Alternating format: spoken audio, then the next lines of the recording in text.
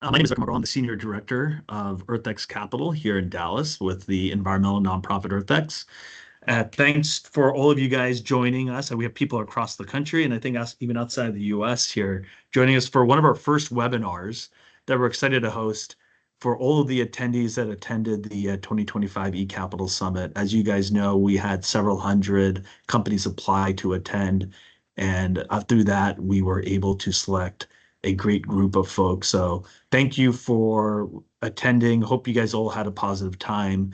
One of the ideas that popped up is how do we continue to add value to you guys as eCapital Summit attendees? And one of the things, thanks to Megan, my colleague here, we're going to be working on a lot of initiatives throughout the year for our broader EarthX Capital community.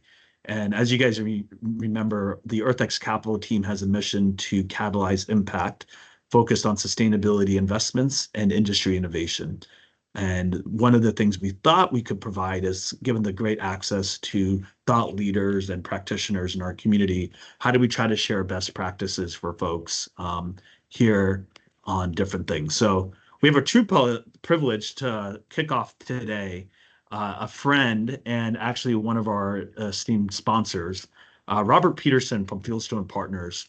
He has a tremendous background. I think you guys will really enjoy hearing him, but he has a rare perspective of having worked in industry for several decades, having been an investor and having advised a wide variety of companies. He's going to help us talk about a theme, navigating a new world, and how do you really build a sustainable business model, and how do you partner with commercialization partners? I think a lot of times people always focus on how do you raise capital and how do you focus on your next round, which is important. But if you can't build a really sustainable business, it's a real challenge. And I think this is why we're excited to hear Robert. So you guys have his background, you have his bio. I don't want to waste time on that, but if Robert wants to briefly introduce himself for the discussion. But he is a senior partner and consulting director at Fieldstone Partners, again, which was our sponsor for the Innovator Workshop. So I'm sure most of you guys saw him there. And this, again, how the process will work.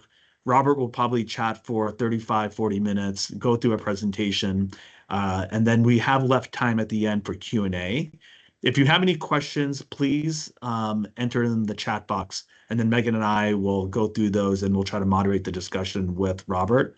If questions pop up during the conversation and it makes sense to interrupt Robert at that point, we'll try to do that. But otherwise, we'll hold most questions to the end. And we can always follow up otherwise.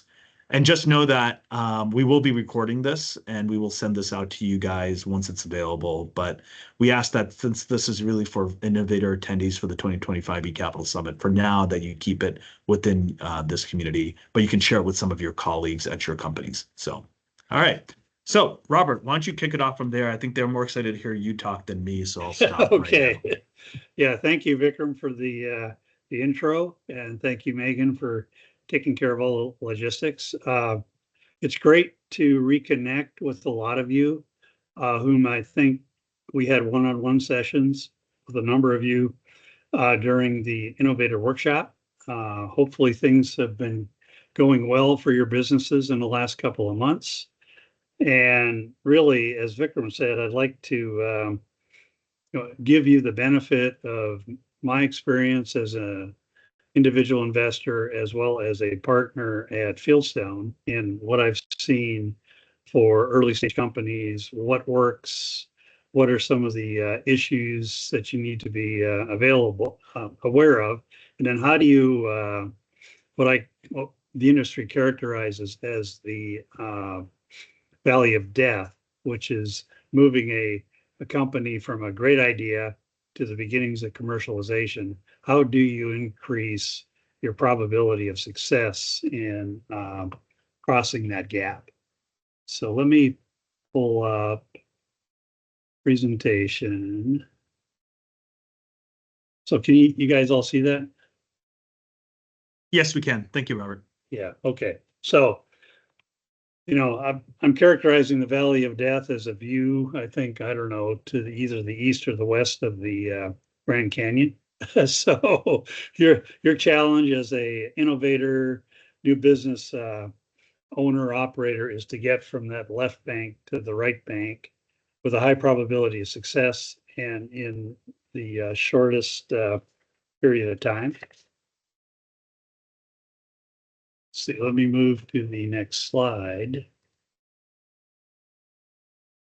Yeah, so as Vikram said, the goal of this seminar is to give you actionable advice based on my experience as a partner at Fieldstone, but also my experience in running my own relatively small investment fund.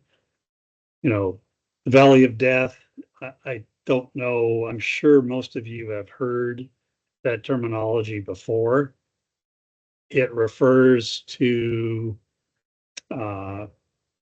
what is the pathway that you will take from the inception of a great idea until the point where you get to a commercial validation of that idea.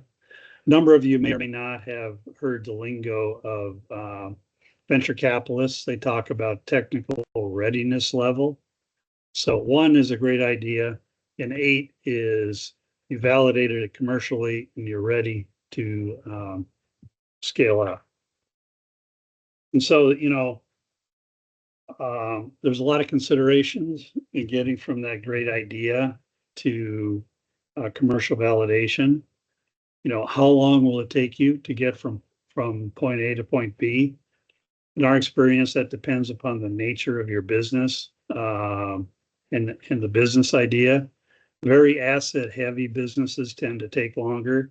Asset-light, SaaS models, AI-type businesses, you know, if you're doing really, really well, it may take you a couple of years to get to that point of validation.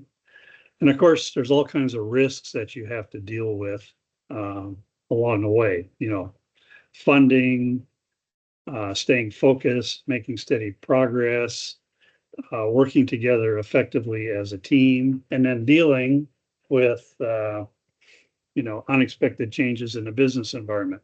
You know, we had a client who we were trying to help, for example, who had based their business on electric vehicle subsidies and the rapid propagation of charging stations. Well, that business has a lot of challenges today.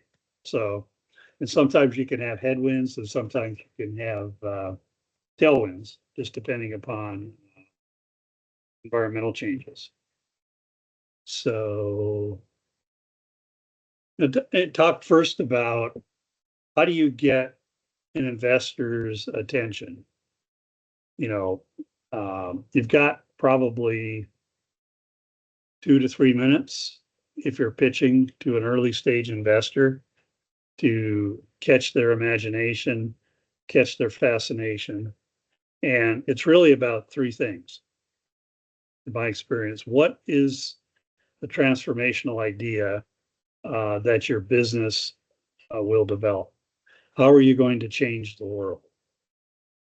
Question number 2 is how is your team, your startup team, uniquely qualified to deliver that solution?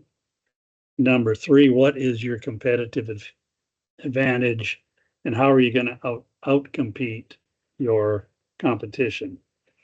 You know, I found it's really helpful, even as startups, to spend some time articulating your mission, vision, and values. You know, where do you want to be in 5 years? How are you going to change the world? And how are you going to do that as a team working together? Investors will look at the qualifications of your team. Has your team done this before? You know, what credible experience do you have to convince me to put, say, several million dollars in an early stage investment? And then a question that comes up repeatedly is, you're developing a solution. Talk to me in terms of what are the specifics of the value impact of that solution. You know, are you going to reduce the cost of manufacturing by 10% by implementing a AI-based scheduling solution? So the more you can talk about estimated business impact, the more credible you will be. And then we always look at the team. Who's on the team? What are the roles and responsibilities? And have they worked there? Has the team worked together before?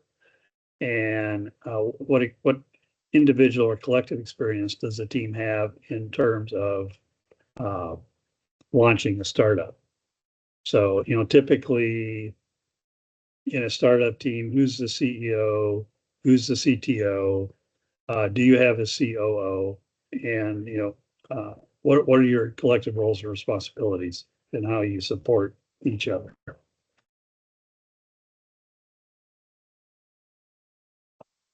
Okay. Oh, wrong way. Now, one of the things that I advise I advise startup teams on is be ready for the grind. Most teams have an optimistic view of how soon it will take to raise funding. It generally will take you longer than you had expected. The more work you can do in advance to identify sources of early stage funding from friends and family and other sources, which I'll talk about later, the better position you will be to survive. And then how passionate is the team collectively about your mission? And that will that's important. The enthusiasm and the energy around your idea is something that investors will look for. And there's an interesting statistic, saying from Silicon Valley is I would rather have a top quality team and a second tier idea than the converse. So, if you look at statistics of the failures of startups, it generally is not the failure of the technology, but the failure of the startup team to execute and move to commerciality. And also the other good news is 50% of startups fail within 5 years. So, so how do you address the risks to reduce that high failure rate and ensure that you get to the other side of commerciality? There's a number of approaches you can take. I think early stage, you can get a lot of good advice, you can get a lot of funding, and you can get mentoring and coaching if you can align yourselves with a business incubator, who is active in your focus area. I have a number of clients in the Houston area who are working with Greentown Labs. They get workspace, they get access to high cost specialty equipment. There are usually entrepreneurs in residence who can provide you with coaching and mentoring. And they're also great for connecting you to early stage, significant early stage sources of money. And they may provide a little bit of funding themselves.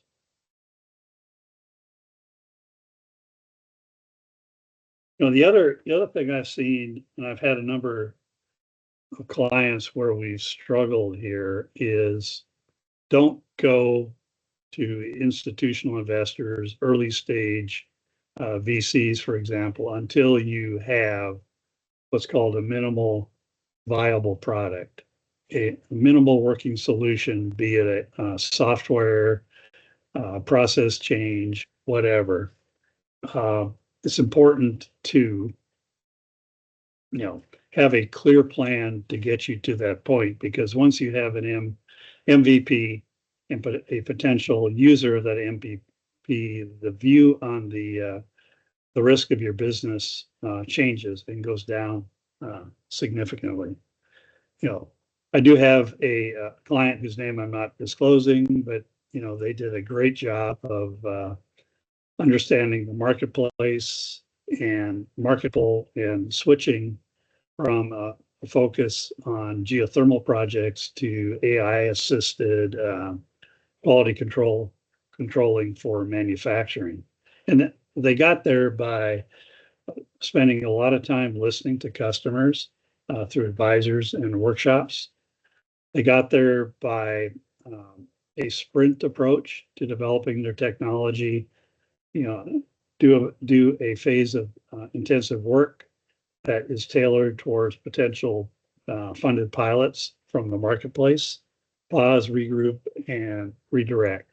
And the other lesson from this is you may, in the beginning, have a very clear focus on what your business will be, but there's probably 20 or 30% of businesses who, when they reach the commercialization phase, their business focus is not anywhere near where they started out. So be flexible, listen to the marketplace, listen to advisors, and don't be adverse to pivoting and adjusting if you need to do that.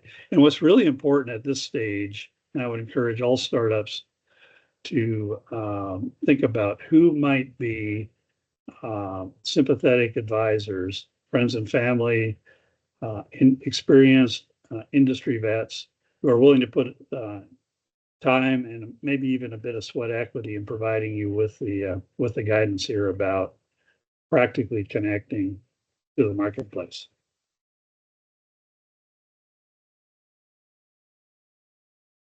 There is also, surprisingly for startups, there are a number of good sources of seed capital. I think more and more what I'm seeing is, I call them strategics, which would be large, innovative going concerns who have early stage venture funds, and they are scouting for transformational companies who might be accretive to their business model. I've got a client who is developing advanced robotics for manufacturing, early stage, beginning to generate revenue, and we've been able to secure a partnership with the venture fund of one of the largest auto manufacturers by the name of Magna. So, they're willing to put time and effort and money into companies who they see might be transformative to their business model down the road. There are funds available, limited funds through business incubators, and there are also grants available from large companies such as Google, AWS, and others who might be trying to drive AI-based business. So think about, when you're looking for early stage funding, think about your business model, where do you connect, and where might there be grant or early stage financing available from strategics and or government entities who are actively investing.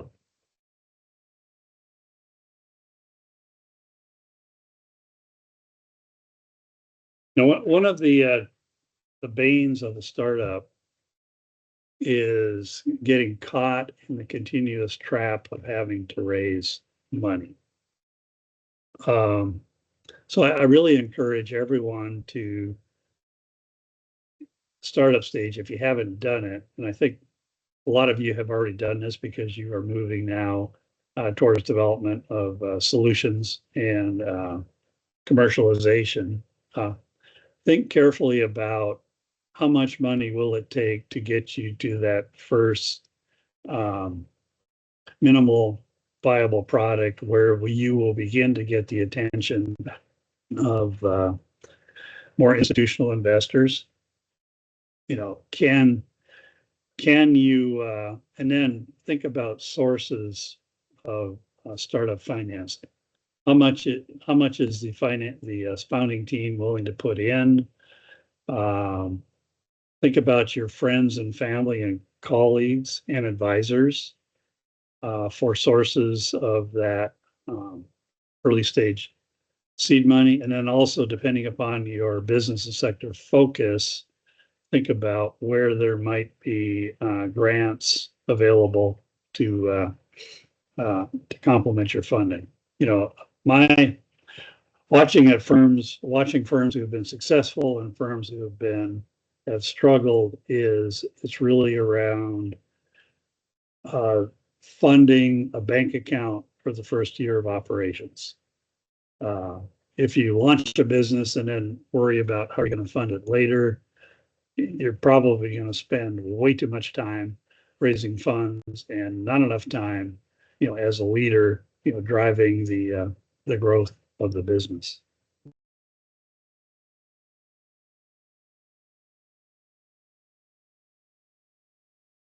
So, you know, concluding the you know, the first part of this discussion is, you know, what elements help to drive success and get you to that first stage of commercialization sooner rather than later. It's having a strong team who works together, complements one another, and having an idea that is truly transformational. And when you articulate it to someone like myself or other potential early stage investors, we say, wow, you know, that sounds very interesting. Tell me more. Focus, if you can, focus on seeing your way to funding through your first year of operations. Listen to the voice of the customer, you know, pivot and redirect if you're being pulled in that direction, and if it preserves the integrity and the you know, the value of the big idea. I like, depending upon what business you're in and what your startup is, I like the business model of developing in sprints, developing usable, potentially billable, payable pilot projects, and begin to bring in complementary revenue in that fashion. You know, it's money from early stage pilots is not diluted. So that's a significant you know, value proposition to your firm. A number of startups that I have dealt with have made the error of not focusing on that friends and family early funding. And then they decided to go out to the commercial markets, and then extremely difficult to get early stage venture funds to pay attention to you if you don't have an MVP and if you don't have some proof of market traction. Third don't is, you know, continue to maintain the focus on the core of your business and what your team has agreed to as the mission, vision, and values. It's you don't have a lot of bandwidth, you don't have a large staff, so, you know, make every decision to reallocate the resources very carefully, as it can be dilutive and distractive to where you want to go as a business. And then the last item is in early stage startups, it may be very difficult for you to describe your value proposition, but the more you can do that and the more precisely you can do it in terms of, we expect to have X impact on this segment of the business and improve profitability or efficiency by Y%, and have some facts behind it. That's very helpful in convincing investors that there's a high probability of your idea becoming a going concern.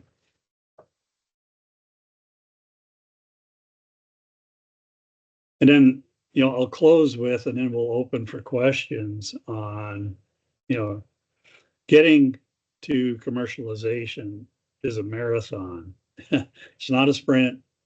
It can take you 2 to 5 years of consistent, focused effort to get to that point, depending upon, you know, the nature of your great idea in the business you're in, and whether it's a asset heavy business or an asset light business. So with that, I will open the floor for questions.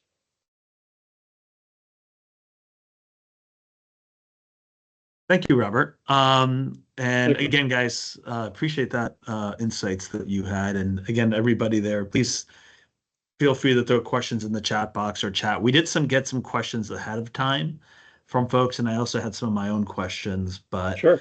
so we're going to put you in the hot spot a little bit, the hot seat. Sorry. So I mean, you focus a lot, obviously, from a funding standpoint, and that's important. And where companies fail if they don't have a conservative budget. But how do you talk about thinking about a sustainable business model? I mean, what are the key attributes beyond just a management team? Obviously, management team is important, but are there certain areas that you look at when you're analyzing a company and saying from a strategic standpoint or structural standpoint that they may have challenges? Yeah, that's a great question, Vikram. So one of the things that I look at and investors will look at, and I'm sure a lot of you have heard this terminology, the total addressable market, the total available market, and the total obtainable market. So am I building a business that has the opportunity to obtain hundreds of millions in revenue? Or is it very niche, and will it have difficulty scaling? So a key consideration to answer your question is ultimately what's the target market, and what is our thinking around how do we scale our business? Am I going to endeavor to go into the manufacturing business with a new advanced robotic system, or am I going to partner with someone like Magna and license my technology to them, and they become my manufacturer?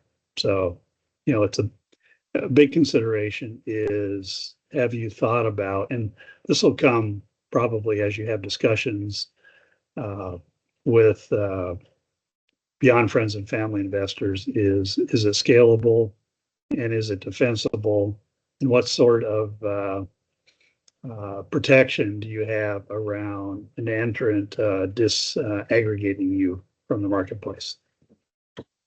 No, that's interesting. On that, I mean, one of the things I always talk about, and this is from my perspective, is that I look at what I call as the 5 Ps. So I look at the people, the product, the plan, processes, and what I call plus, right? So when I look at people, I discuss who are your senior management, mid-level workers on the line. How do you think through that? Because anybody can have a right strategy, but it's about execution. Are there certain functions within those that you think large corporations, when they're looking at somebody to pilot with or commercialize with, are there certain areas that they're specifically looking at as risk factors? Because a lot of the folks on this call, I mean, we have a lot of early stage businesses, we have some more established companies. They may not have access to that same infrastructure that a later stage business is. So will industry say, hey, we do not want to collaborate with you because of one or two things? And how should they approach that? Yeah, my experience working with small startups and dealing with large Fortune 500 firms is, it goes back to, they will look at the quality and experience of the team. And then they will look at the differentiation of the solution. Is it defensible? Is it unique? How can we, as say a large strategic firm, provide our resources to help the startup grow and scale? And the question about plan and process, a right strategic partner will actually help you with the execution of plan and process in the context of scaling up. So it's about people, it's about communication of your vision, and it's about the uniqueness and defensibility of your idea. Okay. And then usually in a company, where do you find is it the best point of contact? Is it better to go to corporate? Is it better to go to the field? Is it better to go through the finance function if there's a cost savings component? Is it better to go from an operational? I mean, who's incentivized to potentially take risk if there's not a formal technology scout or venture team there that may be the more applicable party? Yeah. So if you say, if you assume there is no corporate venture fund, right? So then it's really about bigger businesses may have a group that's responsible for strategy and planning and innovation.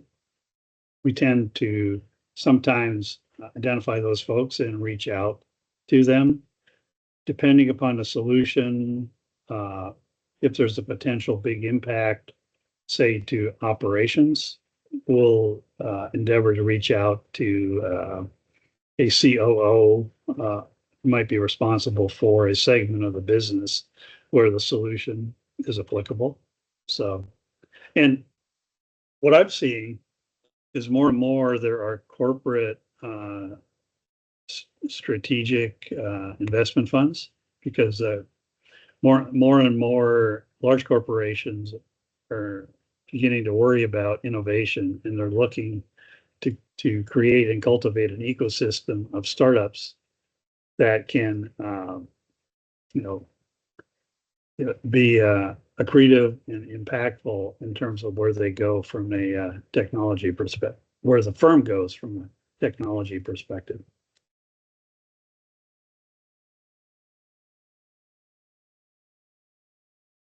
Sorry, I was on mute. Do you see trade associations as good partners because they obviously have coverage of a large number of companies? And I try to tell folks when they have limited time and limited resources, try to get the biggest bang for your buck. Or is it better to go very targeted to one company? And have you seen any success stories of people going after trade associations to find ways to then get in front of a wide variety of companies, maybe a trade association conference or even just speaking with them directly?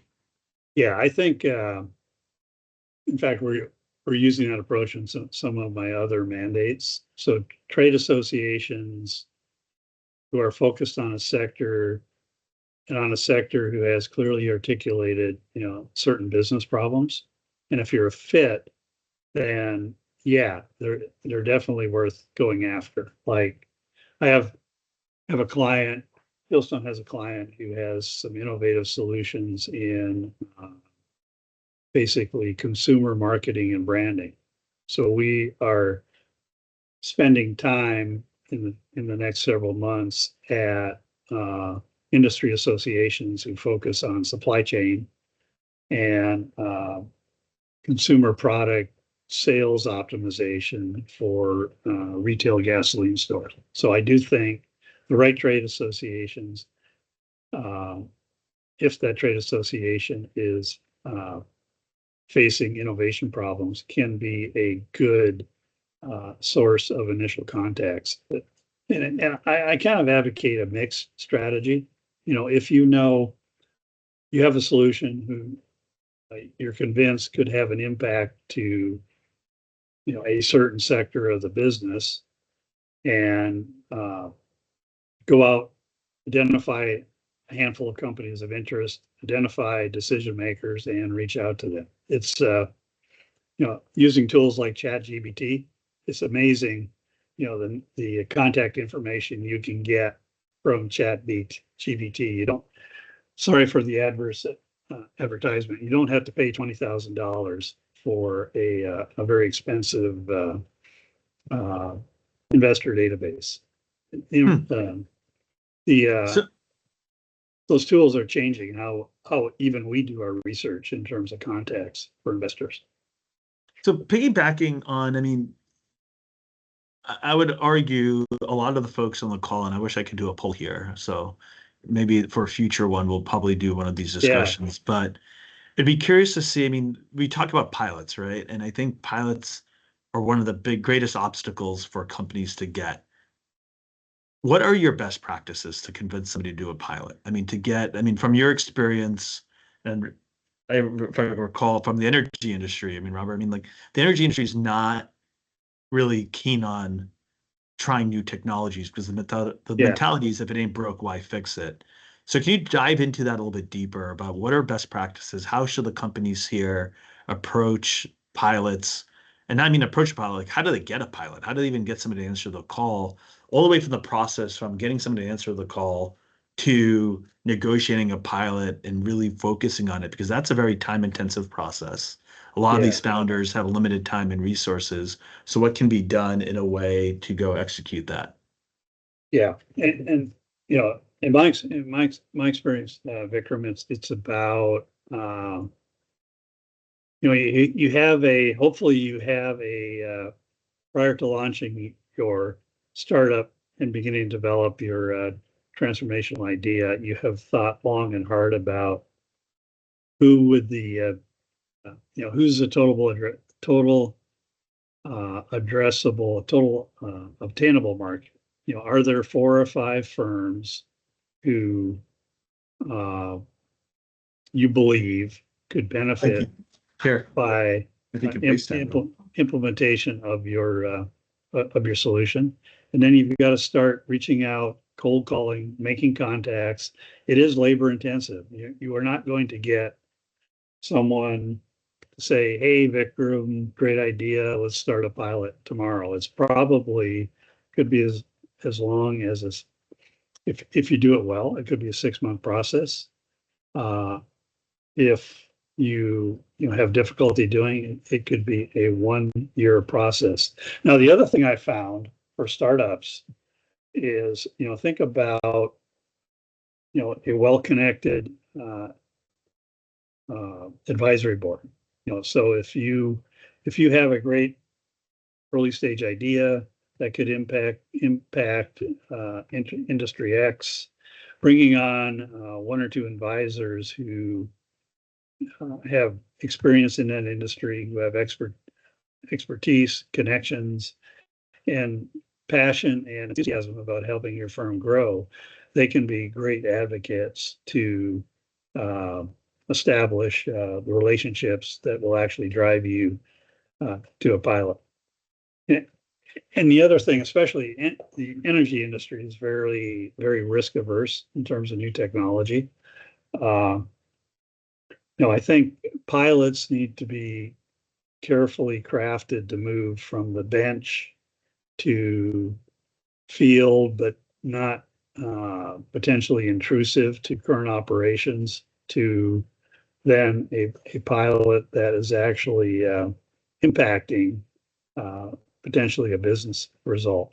So you can't just go, I'd like you, Vikram, to let me have 5 of your oil and gas wells so I could test some new unproven Yeah. technology. You're not going to agree to that. But if we move through a staged process where it's a bench test and then maybe a small scale test on a non-risk well, then you can get to a agreement to fund a pilot that will actually begin to prove commerciality. So shifting gears slightly, one question that came in, um, when how do investors um, how do investors consider whether the policy or the regulatory environment impacts the scalability of a solution, especially when there's heavy capital expenditures involved with it? Yeah, So I would imagine the question comes, given the context of what's going on in the market and industry today, and from a broader policy standpoint, how do you see investors? But I'd also throw in, how do you see potential pilot partners, industry, and their willingness to look at the scalability of a solution, given everything that's going on? yeah, yeah. And I think, obviously there's been a lot of change in policy with the current administration, a withdrawal from investments and tax benefits in certain areas, such as carbon reduction, carbon sequestration. Um, one of, and this is maybe not good advice, is Fieldstone, we don't invest in projects where it's dependent upon regulatory tailwinds. So that's not necessarily good advice. But I mentioned earlier we had a client who had a business model that was heavily dependent on the rapid proliferation, propagation of EV charging stations, and the tax benefits associated with EVs.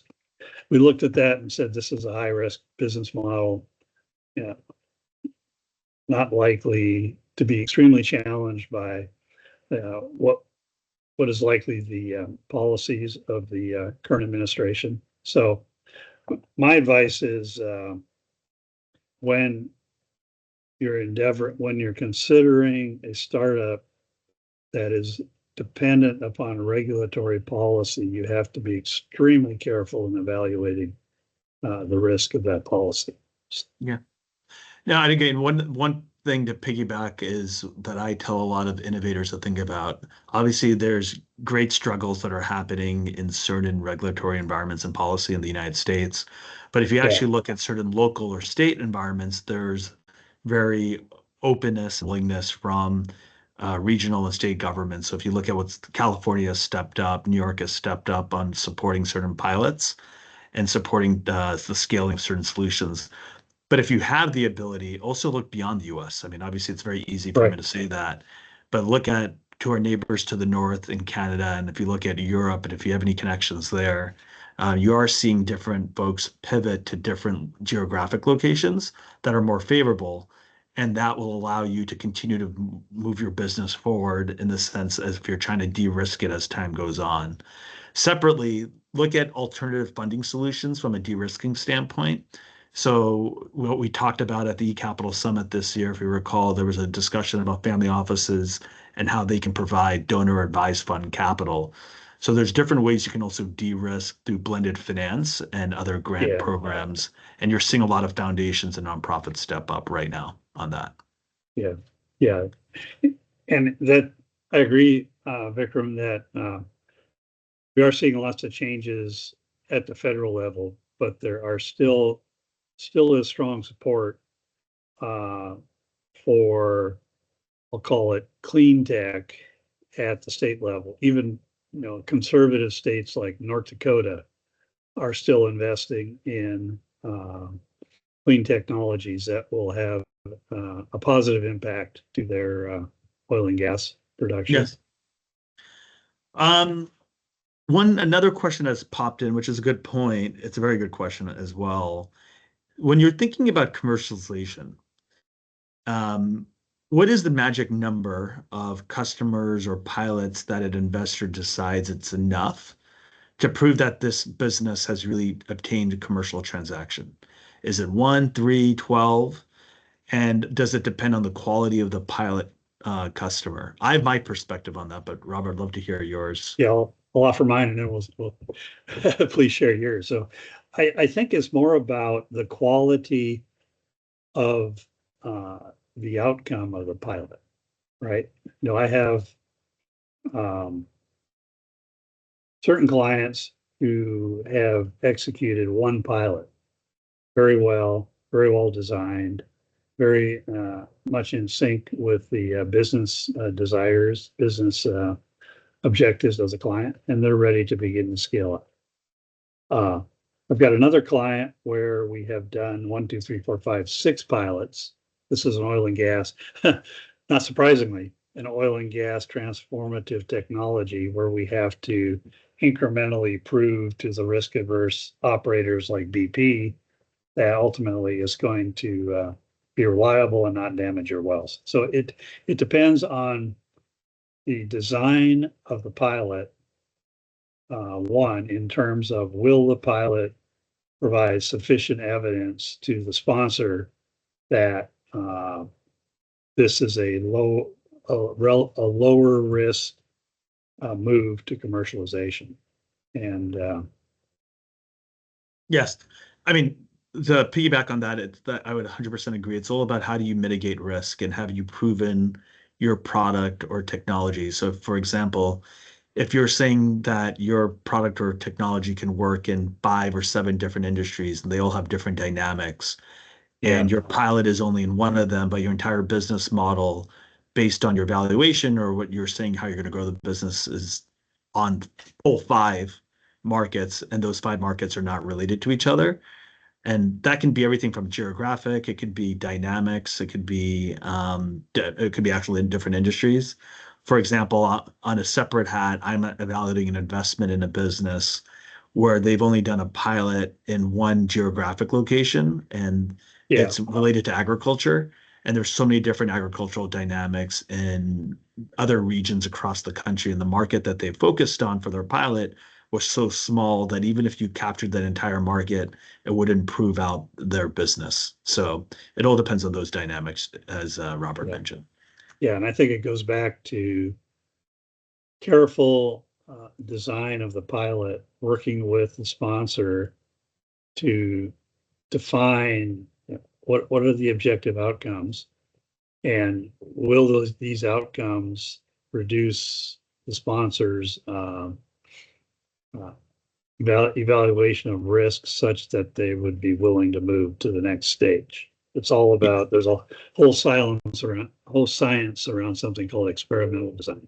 Yes. It's Exactly. And then the other thing I'd say is a lot of people, when they focus on the pilot, obviously you want to focus on your customer, and that's your most important thing. That should be your number one priority. But when yeah, you're thinking about the pilot, also thinking about how you can structure it so it allows you to pivot or allows you to potentially attract interest from other companies. So take a step back and always think about how you structure that. mhm. Um, I think maybe we have time for one last question. And I think you hit on a really interesting point. And if any other questions come in, but there's one thing that you think you mentioned, and this is something I always struggle with because I meet a lot of founders, I meet a lot of companies. And I think, quite frankly, this is where sometimes the early stage investors, they always want a business to have a huge TAM, right? A total addressable market. But I think you Right, mentioned something very important. What's your total obtainable market? And right. it's not just thinking about what your total obtainable market is from a size standpoint, but it's how do you go about obtaining that market? How do you identify customers and strategies? Are there any lessons learned that you could share for the folks in the audience when they think about the total obtainable market? I mean, there's going to be a push and pull, right? People want to be able to say that they're going after a multi-trillion dollar market because that can help create a very high valuation. But at the flip side, there was a famous line from one of my favorite movies is like aim small, miss small. So if you try to go after a large thing, you can lose focus very quickly. How do you balance going after a very large TAM? Because I can obviously drive greater valuation and potential interest from investors who are looking for a unicorn or looking for that 1 in a 10 million business or 1 in a million business. How do you look at everything from that to actually then focusing small and focusing on to the questions we've gone and good pilots developing a really good sustainable business model and then eventually pivoting into a much larger market? Yeah. Well, I think it's about working backwards, right? You can have, say, a total obtainable market of, depending upon one variant of your business idea, it could be 1 billion, or you could have another total obtainable market, which would be 100 million, or you could have one that would be 10 billion. And I think it's more about not the size of the market, but what is the relative risk in developing a solution for any of those three markets? Because it could be that the solution that the $100 million market has a probability of success of only 30%.